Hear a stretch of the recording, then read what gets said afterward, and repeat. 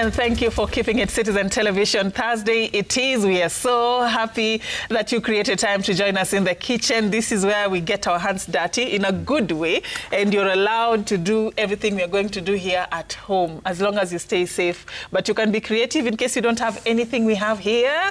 You have something in your konayo, you can try out a different way of making what you're making here. You are allowed. And today it's all about the duck. Have you ever tasted duck? Yenye iko na hiyo flavor ya coffee ama chicken iko na coffee. You know, today we are trying to infuse coffee kwa nyama, and awesome. I have the expert with me who's going to tell me how that works out. So we're going to make ananiambia coffee-marinated duck. Kim, yes. Chef Kim, karibu sana. Thank you for having me. Yeah. Tumekuja to make duck. It's one of our dishes at Five Senses restaurant. And before tuanze. I mean, uko na haraka. We have the whole day. Okay. Uko fiti? Uko fiti kabisa. Happy New Year. Happy New Year to you too. How is it coming along? So far, so good. Tuko uhai, first and foremost, and everything is going well so far. So we're grateful to be here. Tuambie Kim, ni nani anatoka wapi? Kim ni Kimani Kiari, preferably Chef Kim. From Nairobi. I cook for a living. And wow, that's good. Yeah, my passion is cooking. I'm all about food. I've been cooking since 2010. So basically, this is my table. This is your area. Hapa Nairobi unapatikana wapi sana? You cook for a living. Yes, kabisa. So sana you'll find me at Galana Plaza, Kilimani, Five Senses restaurant. So that's where we do. It's a fine dining restaurant. That's where we do everything. And this is part of a dish that we'll be serving on the new, currently something that is going on called the Nairobi Restaurant Week. So this is what we'll be serving as a sample of that dish. Karibu sana. Thank Karibu you. sana. Thank you. And we're excited that today we are going to have something, it's very unique, you know, the coffee, you know, infusing it in duck. I'm just excited to see how you're going to do all this. And it's good that you brought everything tunaanzia from scratch. Sindio? Kabisa. Tunaanza from scratch. Yes. So take it away, tell us what you're going to be making. First of all, the meal. Yeah. The accompaniment and everything, okay. what we're going to have it with, and then you can start from wherever you feel you want to start where from. we'll start from. Yeah. All right, so we'll start with our local vegetables. So we have butternut and we have sweet potato. So this is what will be our accompaniment, our starch items. Then we've got the hero of the morning. So this is the duck that we will use as the breast, and everything else we'll see. I can tell you guys how to utilize everything else, because the aim of any time that you're cooking is to make sure that you utilize everything. You don't throw, there's no wastage at all. Then we've got things like baby spinach, we've got baby carrot, we've got pea shoots. These are mainly for garnishing at the end of the plating. We've got edible flowers, and we've got like raspberry butter, and you know, some of the marinades. This is for the sweet potato, a bit of coconut, some local. So we're looking at local products. And we've got tamarind, which is to kind of bring out the flavor of the duck, which we'll use in the carrots. So ideally, we're using everything that is local and elevating it to a kind of a fine dining kind of cuisine, French fusion cuisine and Kenyan. All right, in case you're following, we'll be uploading everything, and including the ingredients and the measurements and what you need, how much you need for what, and you can be able to do this on your own. Yeah, definitely. You can do this in the home. So tuanze, you let us know what you're doing and what you're using for it, how long it will take, how much do you need. Hapa ni kama class. That's class. Easy. Kuna chef mwenyewe, the expert is going to show us what to do. Completely. So we'll stand on our gloves just for safety, for hygiene purposes. Great. Then we'll go with our duck. Right. So with the duck, it's like cutting a chicken. It's like butchering. I thought tunaanzia like from scratch ikiwa ina. Hapana, so wageni watahepa. Chinja, you know, one of these days we should do that. We should do it, right? Kuna watu hawezi chinja kuku, hawezi chinja. Sasa hiyo itabidi twende shule kidogo, ama wakuje pale restaurant, ama watutafute tunaweza onyesha kwa nyumba. How to do it. Okay. So it's like really you're like deboning a chicken, right? So you just have to go against the bone at the center, to take out your... And you're very neat. Nka surgeon. It has to be, you have to be...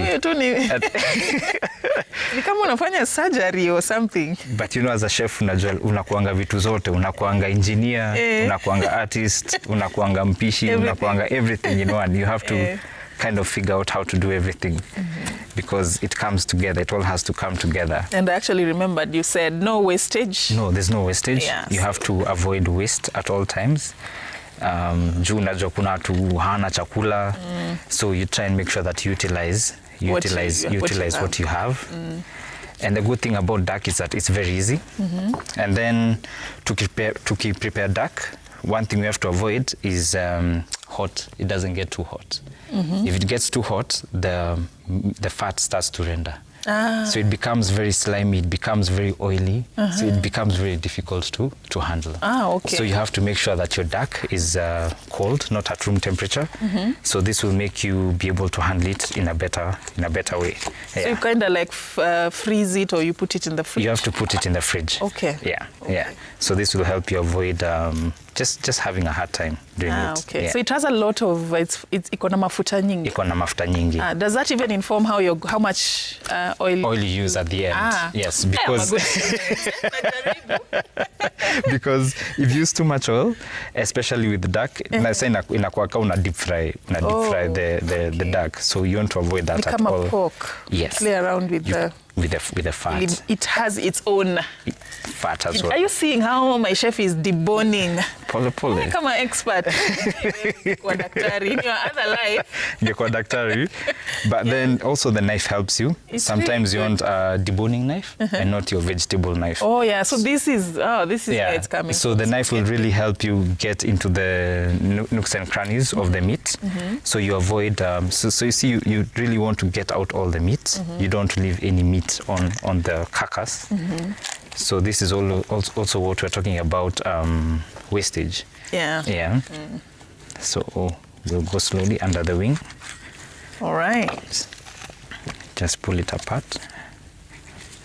What's like the difference between how you make duck and chicken? And chicken. Yeah, because many people have not gone this direction. So wanapenda lakini kuna bado haja nini. So duck first of all will classify it as a red meat and not white meat.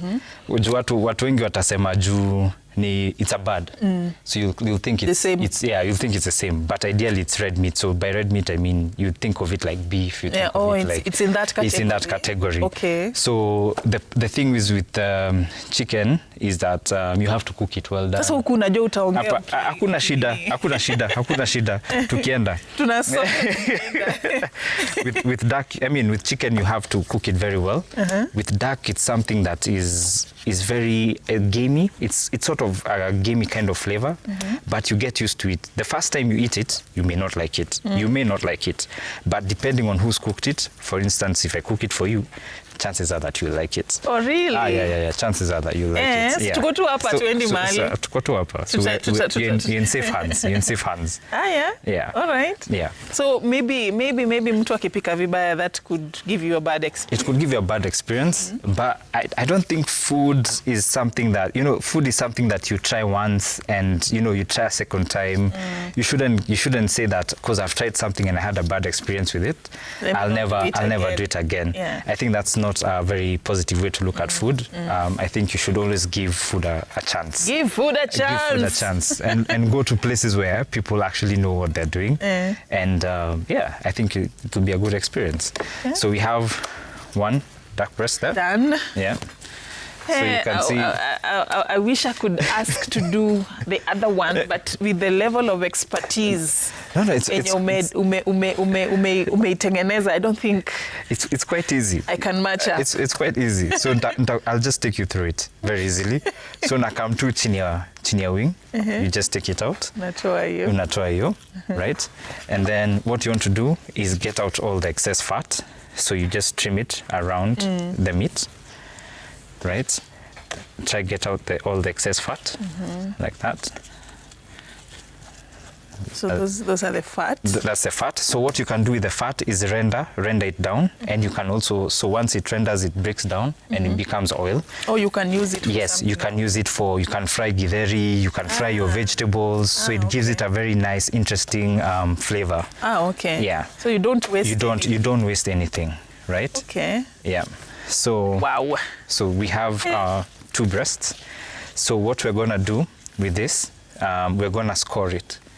So we're going to create lines on the skin so that once we put it on the pan, it renders slowly. It doesn't just become flat and then it becomes crispy. Okay. Yeah. So unachora line. Uneka line. just in like 1 centimeter intervals, slowly, like that. Okay. Where unaweza pika with that level of keenness and it's tumekuwa tukipika for a while. It's an art. Plus, once you know what you're doing, then you just go for it. But you should also try going into the medical. Now there's a theoretical part. Now hapo tutashindwa. Hakuna vile mtu anaweza enda practical side na ruke. Sidhani. Utakuwa doctor. I think kila mtu akona area yake. So unajua pia daktari kuwa chef itakuwa ufanye surgery yako ufanyie jikoni. Nifanyie jikoni. Tutapatana mbele. Very neat and specific. Yeah. So you just take it slowly. Like that. Yeah. Remind us, know, just in case somebody missed what you're explaining, why this is important, this process that you're doing. So this process is called scoring the dark skin. So this helps as you're cooking it in the pan. So you render down the fat, you render down the fat, which is the skin, and also it becomes crispy. Crispy. Yes. So it doesn't get soft and rubbery. Okay. So that's the whole idea. All right. So what do we do next? So next is we marinate the duck. Ideally, the best way to do this, we're supposed to do this 12 hours before. Okay. Before cooking. But because I wanted to demonstrate, I'll just do a small hack. Yeah, just shortcut. Let's say a shortcut. Yes. I'll just make a few incisions. Hasten the process. Exactly. But so if you have time, he says, if you have time, leave it overnight. Fridge. In the fridge, yes. Okay. And then just before you cook, the best time to cook meat is after it's been outside at room temperature. You don't cook meat if it's been in the fridge for too long. Otherwise, you don't get a nice core temperature. So meat, once you want to cook dinner, take your meat out at lunch. Or if you have someone at home, so it has hours to defrost, it's at room temperature, so cooking takes shorter, so you reduce your cooking time. Okay. Yeah. So I'll just grab something, sorry. All right. So we have a tin. We are marinating. The duck breast. The duck breast, yes. Okay. So we have our coffee, freshly brewed with a bit of honey inside. It goes inside because that's our main ingredient for the day. Then we have our duck stock, right? So that enhances. Is it like the one you use?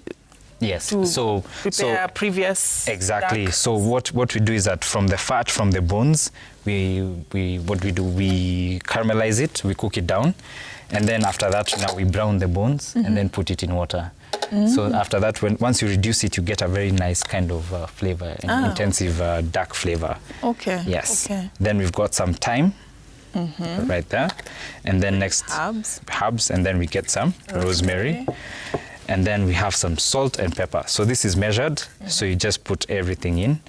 So this helps you to actually not season the duck too much as you're cooking. So with that, you just rub it down.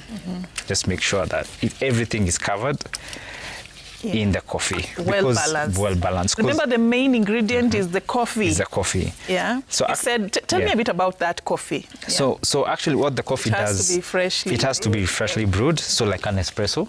And also, the good thing about coffee is that it actually breaks down and softens the meat. So let's say uko na ile bata ile inakimbianga nyumbani ile imekoma ile, so the other bas, exactly. So what you can do is use the coffee to break it down, like a tenderizer. Exactly, like a tenderizer. Yeah. So a lot of people will use. I don't believe in using things that have chemicals. So everything has to be natural. So coffee is a natural product, and coffee is grown in Kenya, so why not use coffee? Yeah. So I can already feel the flavors. Yeah, coffee and so it's inviting. And then, But yeah, lastly, the oil. Olive oil. Is there like a specific type of oil? Olive oil. Olive oil. Olive oil is the best. If you have coconut oil, if you have sunflower oil, that can also work. All right. Yeah. You can tilt it for us to just see, hey, look at that. Look at that. Mimi, So, you say you cook for a living. Yes, I cook for a living. There was a eating for a living. Oh, there are people who eat for a living. There are people who eat for a living. I'm sure there are. Yeah, so that is how it looks, guys. Already unaanza kusikia ni kaa njaa. Kama umeamka na unasikia njaa. Yeah, tutakutesa leo. By the time we are done, guys will just be what they want to kill us. They'll want it. They'll want it. Yeah. So right next, I'll just take this out of the way. So we don't need that, but it's not wasted. Yeah, we're gonna use it. You can use it for other things. Yeah. So we're done with the duck. So now we're on to the potatoes. All right. So tell me a bit about, now you've set it aside. It will take roughly how many minutes? So it will take today about... We're just working with time. Yeah, working with time. But if you have time, you can leave it overnight. Yes, you can leave it overnight. But for today, how long? We're going to leave about 10, 20 minutes. Okay. 20 minutes on the further end. 10 minutes is okay, 15 minutes. Okay. Yeah, just to make sure that it gets to room temperature first of all. That's the main purpose. And the other purpose is just make sure the flavor is inside the duck. Okay. Yeah. All right. Yeah. All right. Yeah. So as we let our duck marinate and get the flavors, we're going to go to the puree. We're going to go to the puree, the potato. So you could use waru. Yes, but these are more nutritious. Yani lazima tu ungetaja waru. Where are you? Anyway, so I think sweet potato, butternut are more nutritious. They have more flavor, intensity than potatoes. And this is a very nice way to diversify a plate, diversify a dish, and not just using the kawaida mashed potato. And also, exactly. And it gives a very beautiful color. At the end, we'll see that this has an orange color, this has a white color. It kind of blends together. And with one of the spices that we have, it makes a color pop, more like your top mustard. Hey, mustard! Mustard. So again, we're not going to throw anything. Oh, even the skin. We're not throwing the skin. Inaitwa skin kwanza, watu mnisaidie. Inaitwa skin. Hapo tumeband. Ngozi tu. Mtuambie inaitwaje? Kabisa. Yeah, so there. So we are cutting it into... So you boiled it? So we boiled it first, just to get the... So when you boil with the skin, first of all, you trap the flavor. So you don't have the flavor going into the liquid. So that keeps all the nutrients inside the potato and even the butternut. So after that, what we'll do is that we'll use a bit of olive oil, cook it down with a bit of coconut milk, butter, some salt, and a spice. All right, tuone ukifanya. Sasa. Let's see what you're doing. Right. So here, cubes. Yeah. Let's just cut it into cubes. Yeah. Just cube it. Did you like salt? Did you put salt? We just had some salt in the water. Okay. Just to make sure that just to make sure at least there's a bit of balance, and also flavor, because salt really elevates the flavor, and it's sweet potato. You can avoid salt if you're health conscious, or if you have something to do, look at that color. Yeah, amazing. Look at that. Amazing. Mi ukipata tu hiyo na chai, sawa.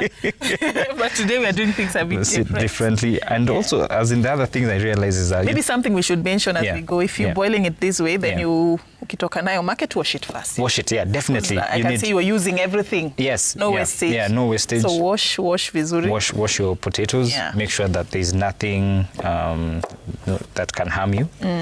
And we just respect hygiene as well. You were saying something. Can I remember? Tusonge tu nayo. So we shall tunazasha gas. You can come this side if to swap. Yeah. All right. Sorry. So remember, our duck is still marinating for a few minutes. Yeah. So the best way I feel is using cast iron pots. I'm a firm believer of using cast iron pots. They retain heat very well, and you're able to distribute your heat evenly, as opposed to just using a normal pot. But if you have a normal pot, that works too. Also, the good thing about a cast iron pot is that you get to get flavor, and you get to caramelize by caramelizing I mean get color from the potato. So you get this very nice rich brown color. So that really intensifies the flavor of the potato. So it's a good item to have as a home item. Or if you don't have it, what else? Sufuria kawaida. Ya kawaida. Itakupatia hiyo. Ita take time kidogo, but you'll get there. You'll get there. You'll get there. You'll get there. As you can hear, like ishashika moto. Araka. Yeah. So we'll just put this inside as we go. All right. Yeah. Maybe why did you decide to have this combo, you know, with the potato puree, and are there options? Maybe kama mtu anataka ugali. Ukitaka ugali. So, those kind of things. Ukitaka ugali. What other options can you use as accompaniment? As accompaniments, if you want rice, it can work very well. If you want potatoes as well. If you want to use ugali pia ni sawa. It depends on what you can find. Utakulaje ugali na dark. So unaweza. Kwanza kuna ile inaitwa night cup. So dark tayari kuna coffee, ndio night cup. So ugali tumbo imeshiba, you're good. Hauhitaji chai, you're good. Okay. Yes. Yeah, that color. So we're just getting out the skin. Now this one you have to discard, or you can give it to your chicken. Or if you are a farmer, you can throw it in your garden. It also like rejuvenates the soil. So the thing about food is that you don't always have to throw it into the bin. You can find ways of utilizing what you have and just making sure that it goes back into something that is purposeful. All right. Yeah, and not just waste or you are don't waste. Don't waste food. Anything. Don't waste food. Probably why can't you use this skin like ningumu ama like the same way you've used for yes, ningumu. And then also haina flavor. Yeah, haina flavor. Si kama hii sweet potato. Okay. So you want to avoid it at all costs. And just utilize the flesh. The flesh is soft enough. It has enough of the nutrients. And now the good thing about cooking butternut with the skin is that everything remains inside. Like all the nutrients, all the flavor is just more intensified. All right. Yeah. So there we go. Look at the color. Where? Amazing. So it retains the color. It doesn't become blunt. It doesn't become like very light. So everything just stays as is, like natural. So the thing about cooking, for me, I believe that you have to respect the product. So in terms of what you cook, jua vile utaipika. I know tumezoea kuchanganyisha tu chakula and just doing what we think is right. Yeah. But I think there's a way like you should respect food, because once you do that, you're able to get the value out of it. Yeah. Hey, you're the first person I've heard like who even thinks about respecting food. Respect food, it will respect. Yeah, respect food, it will respect your body, because they actually say you are important. Yeah, you are what you eat, right? Yeah. So in some sort of way, you really have to kind of understand what you're doing and what is the process of cooking. And like, in the restaurants, that's why like, you do certain things that you wouldn't do at home. And maybe sometimes that's why you may find going out to a restaurant is a bit costly, because there are things that you've decided to do extra. You go the extra mile. And the food restaurant pia inakuanga tamu kwa sababu imepikwa na hiyo. Na umeipika na love. Unajua pia kupika food ni story na love. Si kwa mkatu siku moja na kusema tu ati kuchanganya. No. So it's like a step at a time. So like you've seen for the mashed potato and the butternut, what I've done is that... You can also just tilt it for us to see all right. what's happening. Yeah? So this is... And remind us what you were saying, you are caramelizing. Yeah, caramelizing, trying to get some brown out of the sweet potato. Yeah. Yeah. All right. Kitu moja tumenotice na wewe ni how keen you are even in how You're very particular, really. Somebody can tell you love what you're doing, and you're actually thinking of the outcome. Yeah, you have to. Itoke safi, Lazima itoke safi. Hii kazi ulianza when? So my training, I started in, a funny story is when I was in Form 2, I wanted to quit school. Nilikuwa nimetosheka na shule. Right? But I finished. Ulijikaza. And nilijikaza nikajikakamua. Because for me I wanted to cook. Nilikuwa nataka kufungua a cyber to sell samosas, sell internet. I think that was the time internet was coming out. And that was 28 huko. And so I was convinced. My mother convinced me that, listen, you need to finish school. So after finishing school, I enrolled at a school called Top Chefs. That was in Westlands. And I got my diploma in culinary. And for me, I just really wanted to kind of travel the world and kind of see what is out there, opposed to, what is locally available. And I went to Switzerland. Well, there I was in a school called Culinary Arts Academy, and I did a diploma, and it was more theoretical than cooking. So after that, I just decided to go to France, because that's where gastronomy... So to go France. To go France. Because I realized that's where gastronomy is. That's where the base of cuisine was. That was in France. Tuko sawa. Tunaangalia tu, tuna make sure viazi hazichomeki. The other thing you need to do, guys, remember, is to lower down your fire. You don't eat too high. If it's too high, then you'll start smelling something funky, and you'll know that it's burnt. Tuko France kwa gastronomy. And there is where, that is the mother of all cuisine. It's the base of cuisine. Oh. Yes. That's where most chefs something in this industry get their training. And the ironical part of it is that in history, it didn't start from France. It started actually from Italy. So the king, I can't remember which king, married an Italian queen. And the queen is one who brought actually cuisine into France. So that's how the story of French cuisine started. All right. So while there, I managed to get into a school called Alain Ducasse. And tell us how far we've gone with that. So next we're putting in coconut cream. All right. So this is just to enhance the flavor of the potato. So far there's nothing we've added. Ni mafuta too. The sweet potato, the butternut. And the butternut. Yeah. Yes. Now the coconut. And now the coconut cream. Yeah. The coconut cream, and then we'll add some salt. Let's not forget salt. Kidogo, just 2 pinches. If you had added while boiling, you can still add. Decide kama uongeze ama uache. Kama uache. Usisahau, don't. Sasa kuhapenia ulipika ukeka chumvi vizuri unashangaa, why is it too much? Sasa unajua unaanza tena why is unakumbuka makosa ilifanyika hapo ndo unaenda kwa mgeni, you're like, listen, I'm very sorry. And try and find a solution as fast as possible. All right, so you went to France. Yes. Is that where now you got... So that's where my passion of... Everything was sealed. That's where now the passion of food started. I mean, real cuisine. Professional, trying to understand. So actually what we're doing now is putting stock, or you can use water. So stock, we can use the bones of the duck to just boil and get flavor. And that's what we use into the potatoes. Or ukiwa na maji haina shida, you can use that as well. So in France is where I got to understand and really get to love cooking, because that's what I was introduced to gastronomy.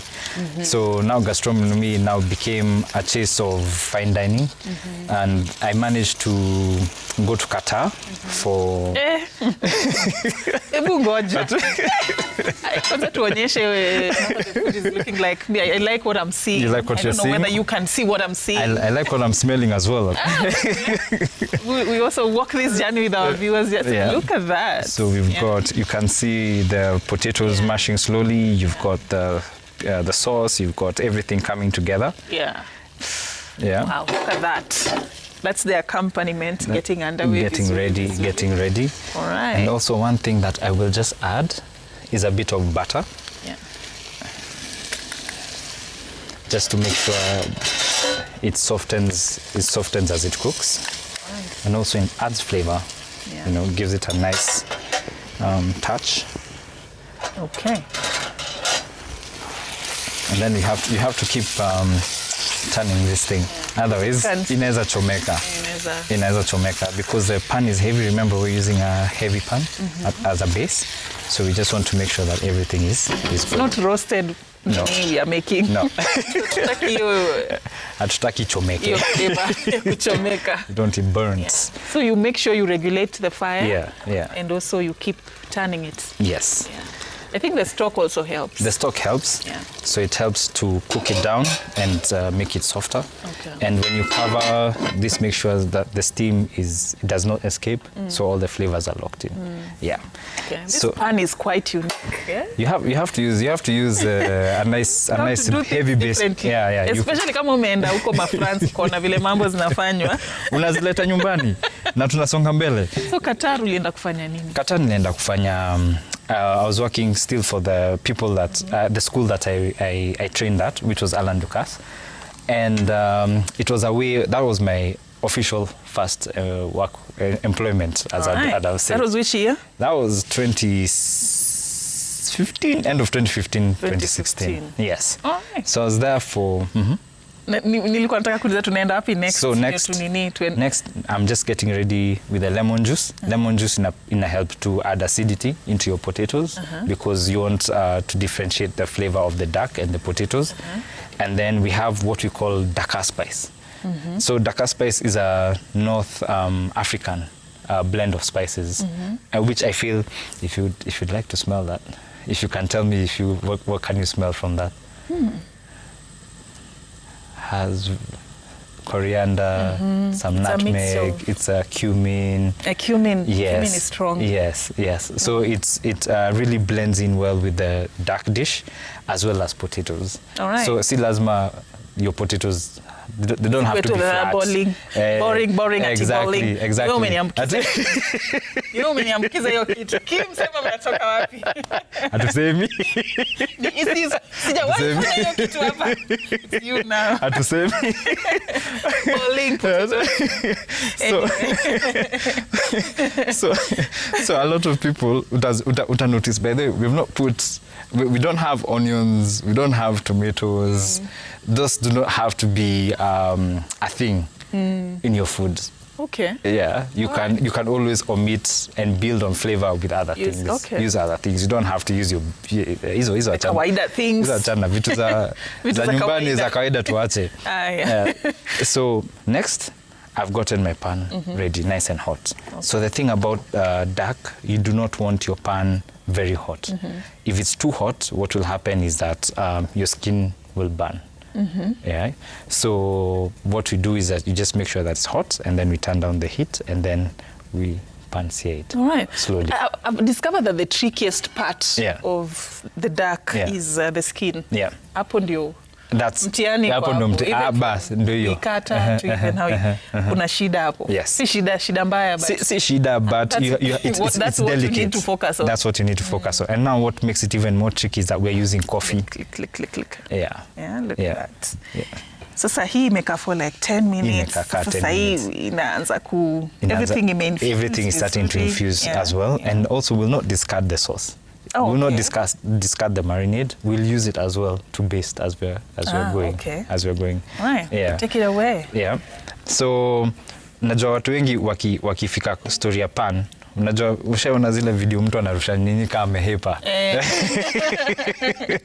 So there's normally a technique in how to put food. Exactly, on how to put, even like if you're deep frying anything, there's a special technique do you mind trying? If I show you one. Okay, one thing I've learned over the time I've done this show is you put it away from you. Exactly. So una drop. Unaweka hivyo. Pole tu. Slowly. And what you're hearing is a very nice sizzle. And you can actually even now start smelling the aromas of the duck itself, of the coffee. Because if you put it the other way, then it'll come your way. Yeah, it'll come. Exactly. You put it side your skin. Skin, exactly. Facing down. Yeah. Is there a specific reason why because that is done? Yeah, because you want the skin to render down. You want the fat to render down first from the skin before turning into the flesh side, because the flesh cooks faster than where the skin is. So you want to cook it longer with the skin down, so that you also get the crispy aspect of the duck. And now flip it over when as you continue cooking. Okay. Yeah. So the main goal is to get the crispy aspect. Yeah. All right. Yeah. Duck coffee marinated duck. That's what you're making this morning. Try different things. We need to try. Kila siku unapika the usual meals. Zile vitu za kawaida. Hakuna kawaida. Sindio? Hakuna. This is the new year. We do things we try new things. We're trying new things. But I hope the year has been kind to you so far. The year has been kind. We are all new here. We've never been here. Ama kuna mtu ashaikuwa 2026? Hapana.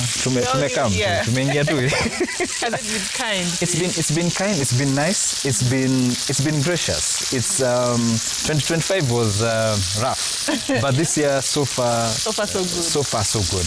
Ama we are optimistic too. No. I don't know. We're not being optimistic. Lazima uwe na imani. Mapema unaiombea tu mapema, unasema tu everything will be good. And then you just hope for the best, you know. So Kim, Qatar. So I want to know, like your transition. So ulianza hii kazi proper when, and how many years has it been for you? So I decided to come back home in 2018. 2018. Yeah. So what made me resign from where I was? So the thing about the hospitality industry, it's a bit tough. And I was far away from home, and I wanted some kind of reassurance. So there's a time nilienda kwa head chef wangu, nikamuuliza, you know what, nataka kufungua resto. The chef alinicheka, akaniambia, utaenda kufungua full track. Nikasema, ni hivyo. So I think that's what gave me the audacity and the kind of like motivation to like start the restaurant. So I came in 2018, and now it's been 7.5 years of cooking at so the same. To dream. You dare to dream. you dare to be different. He never thought you could do it, and you did it. I think I don't know his. I don't know what his. I don't know what you're thinking, but there are some people who are not naturally very supportive, and I think he was that kind of person. But there's some people who are put in your life for a reason. If it's to challenge you to make. That was a good challenge. That was a good challenge. Because even for you. Yeah. You needed to prove yourself. Exactly. That you could actually do it. Yeah. All right. Look at that. Now I understand what you were saying. Yeah. So we've got. Okay. You have to flip the duck. And I can just pattern vile kametoka vizuri. Yeah, I can just show you. you have to. It's a presentation. It's a presentation. So you see how inakani kama imeenda shule. Bas. Pole tu. Unaipeleka pole tu. And you can actually now smell the flavors. You can smell the rosemary. You can smell the thyme. You can imagine if we didn't do this, then it wouldn't be the same outcome. It wouldn't be this nice. Yeah, and even if you touch the skin, it can tell it's a bit crispy.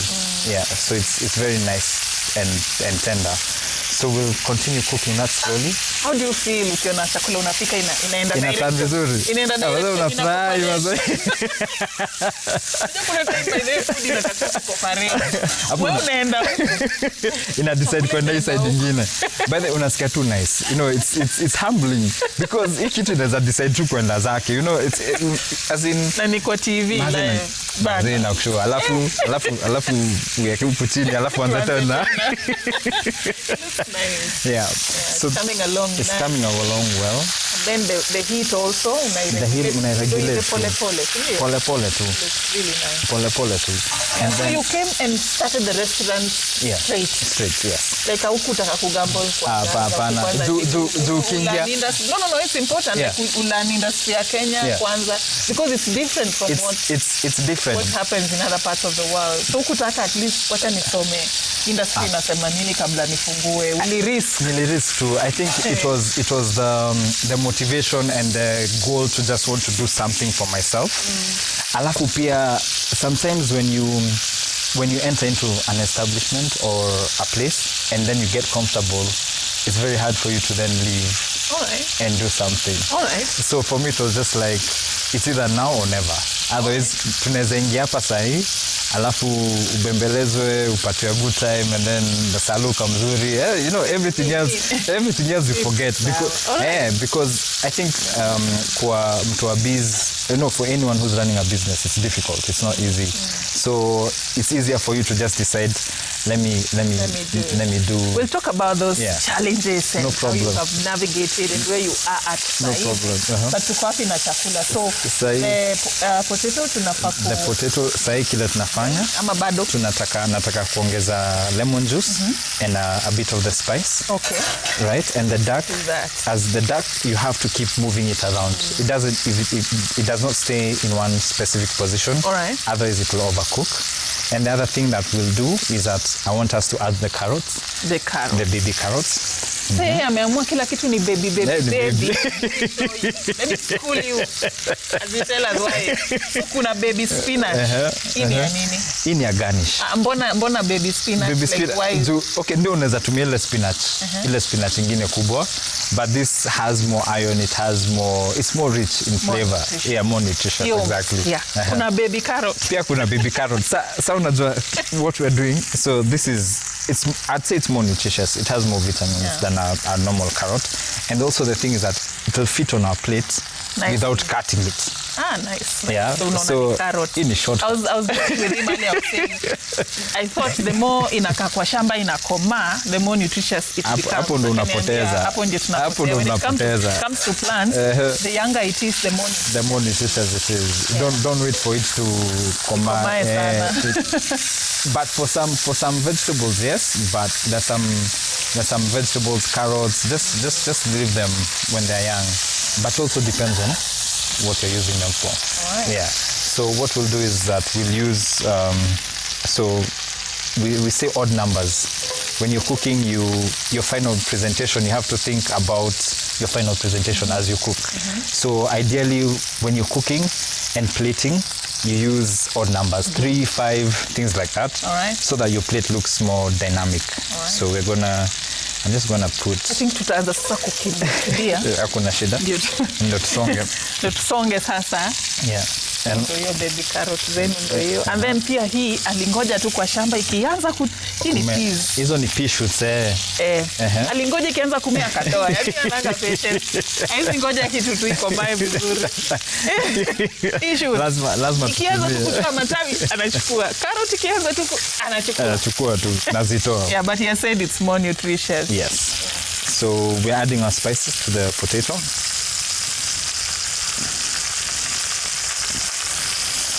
A few pinches, and then we're gonna stir that in. Ungejua ile aroma inatutesa hapa ndani. I know you're going through a lot at home looking at what we are cooking, but mimi I'm suffering even more than you. Aroma therapy. Everything. And you can to blame Papa Chef. Hakuna kublame mtu. Si ndio? Hakuna. Yeah. Then what we'll do is for the duck. Iko ready? That itakuwa sawa. Msijali. Well done. Nilimwambia well done. Yeah, I hope it is well done. The way we'll portion it and cut it, itakuwa tu sawa. Hiyo tumalizana nayo? Hii tutaiweka tu hapa tu. Wacha irest. Maybe I wish I could eat for a living. He cooks for a living. I cook for a living. Yeah. So we'll just put a bit of stock. For that. Yeah.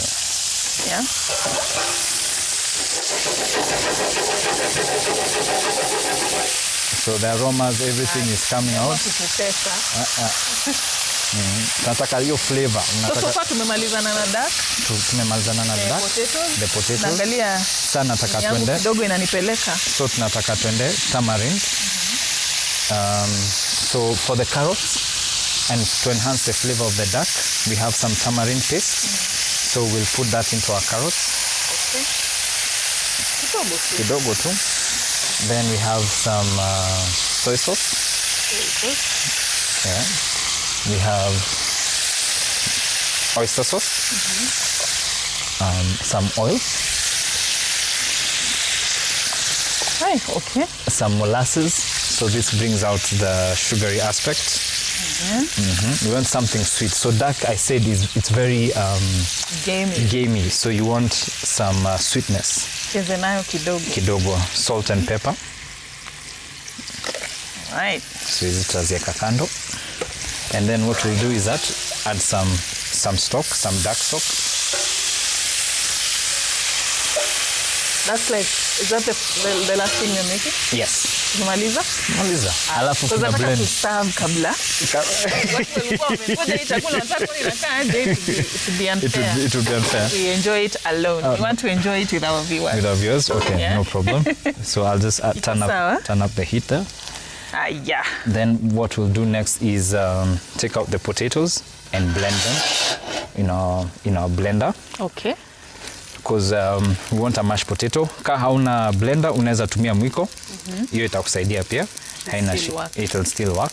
All right. The thing is that you want them very soft in such a way that you can pipe or you can put them in however way that you want on the plate.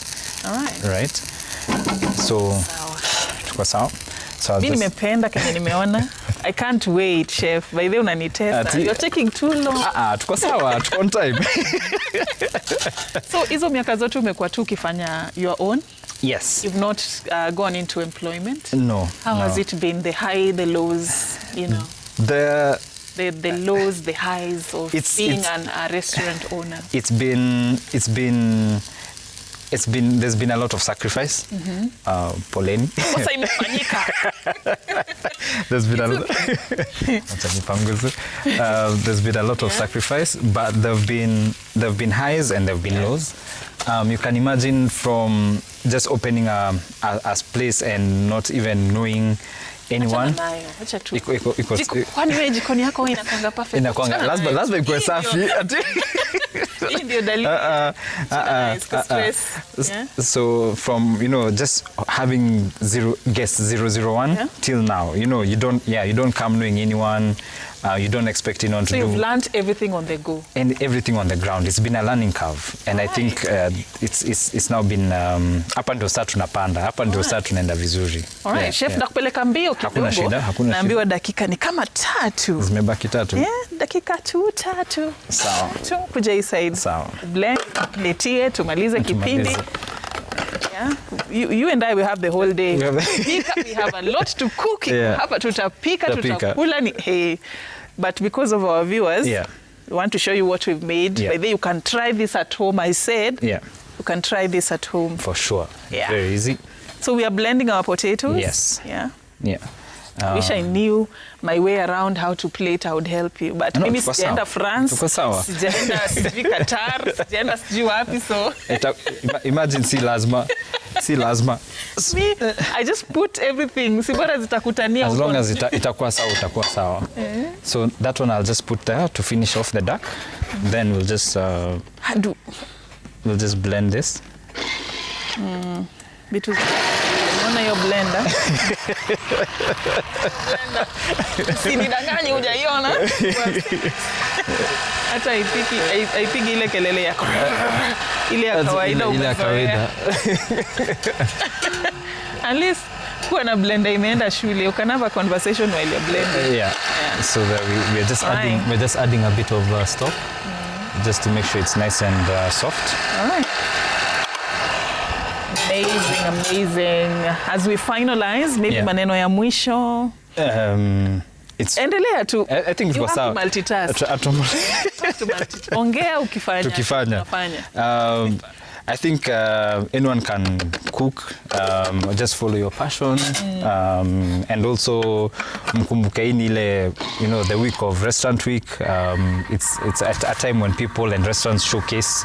Restaurant Week. Yes, like it's a thing. Restaurant Week. Yes. Oh, okay. Yes, it's a time when restaurants showcase their skills and their talent and food. So if you're out there and you want to try out new food, there are very many restaurants participating. So it would be good for Kenyans to go out and see what is going on. Yeah. Hey. So iko pink kidogo, taimalizia tu kwa pan. Alright. Hivyo. Yeah, but kama wewe ni wa medium rare, itakuwa tu sawa. Yeah. Sawa. Itakuwa tu sawa. Mimi ni ule client. When wale wasewa leta hiyo nyama, well done. Well done. Well done. Yeah. And then Nairobi Restaurant Week. Yes. It's like an annual thing. It's an annual thing. Okay. It started in 2014 to go down because of COVID, but now they're back. All right. And about 75 restaurants are participating. And it will be amazing. All right. Yeah. Haya, tupakulie chakula. Tunafukuzwa hapa sasa. Tumemaliza. Let's plate in 1 minute. In 1 minute? Okay. Acha tuone hiyo magic yenye ulitoa huko Qatar, sijui wapi. So, ndio mashi yetu. Imekuwa sawa? Iko sawa kabisa. Great. So it all depends if you have a good blender. Trust the process. Trust the process. Imetokea vizuri. So it's a puree.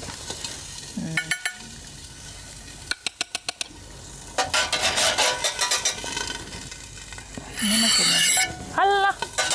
Si nilikwambia mimi sijaenda huko. Si unaona sasa? Mimi I would not do these things. So you plate it. Alafu unachora. Unaichora. You see? Hiyo ni ya France. It has to be artistic. Usifanye tu vitu kienyeji. No. Yeah. And then you take your spice. Put it kidogo. Put kidogo. Sasa hiyo. Hii ni Dakar spice. Switzerland. And then we take our carrots. Baby carrots. Oh, they were still cooking. Yeah. Then there was something about the odd numbers. Yeah, you have to plate them in threes. All right. Look at that. All right. Then we'll move this. And then finally we take our duck. Tunamalizia nayo. Nakwambia ukiwa na chef mwenye ametembea huko nje akaona vile mambo inafanya. Have to be very specific. Sawa. Chef, any final thoughts? I think mimi nimefurahi tu kwa huku. And it's been nice cooking for you guys. I hope mmeenjoy kwa na mimi pia. Muone kile tunafanya. But hapo kwa hope so far. Liza kwanza tutakujibu. Tukishaonja tusikie vile inaonja. Yeah, but I've really enjoyed the experience and even just learning how you have navigated in the industry. Yes. And thank you so much for creating time. You see what he's doing with the pea shoots, Yeah. So the garnishing. Hapa ndio ilikuwa saa iingie, ndio? Iingie bas kabisa. Yeah, garnishing. Alafu tuko na kitu zinaitwa edible flowers. All right. Yeah. So hizi yes. All right. You. Sawa. Eish. Like that. And just a sprinkle of salt. The keenness, the onion anaweka You love what you do. I love what I do. You're passionate about this. Then just some raspberry. Kidogo tu. Kwa wale ambao sasa wanataka kuonja duck, wanataka kujua what it tastes like, karibuni sana at Citizen TV Kenya. Hapo ndio that's the door. Yeah. Karibu sana. Let's eat together. Let's enjoy. So this is the final product. Look at that. Yeah. Thank you so much. Thank you. Let me have a bite. Yeah. Naweza jaribu hapo mwisho. Nisikie vile inaonja, niambie watu. we have achieved. Unaweza guzisha a bit of raspberry. Ama uko sawa? Sawa. Has the coffee infused? Yeah? Okay. Sawa. Thank you. Imeslap. Thank you so much. Thank you, guys. Thank you guys for watching. Let's do this again next week. Same place, same time. And we want you to try this at home. Take a picture, utuonyeshe what we made versus what you made, kama zinafanana. But anyway, just have fun, play around with anything you have. And let's meet here next week. My name is Safina Chengoma. Have a lovely day ahead.